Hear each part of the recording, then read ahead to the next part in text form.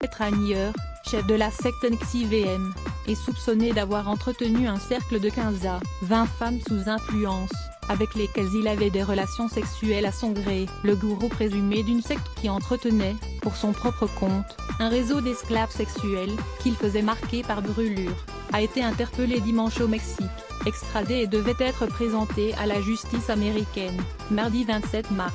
Kettanier, 57 ans, a fondé en 1998 une organisation baptisée Executive Success Program, ESP, qui tenait des séries d'ateliers dont le but officiel était de réaliser le potentiel humain des participants. En 2003, il a créé une deuxième entité, baptisée NXIVM, prononcée Nexium, qui chapeautait ESP, basée à Albany, capitale de l'État de New York. L'organisation a ouvert des centres dans plusieurs villes des États-Unis, du Canada, du Mexique et d'autres pays d'Amérique centrale. Des séances de marquage sur la peau filmées dès les débuts de ESP.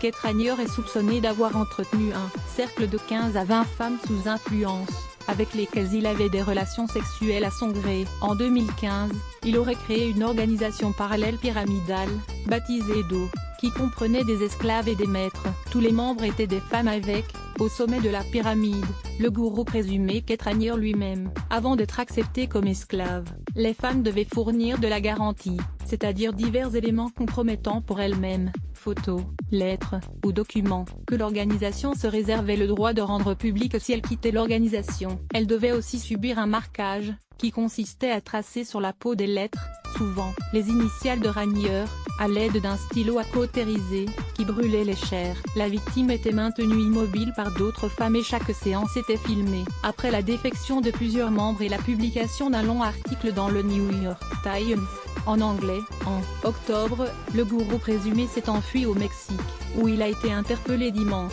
Dans une villa luxueuse, il est poursuivi pour trafic sexuel, association de malfaiteurs et menaces. S'il est reconnu coupable de ces chefs d'accusation, Kettanier risque, au minimum, 15 ans de prison, et encourt jusqu'à la réclusion à perpétuité. Selon l'article du New York Times, environ 16 000 personnes auraient suivi ces formations depuis 1998.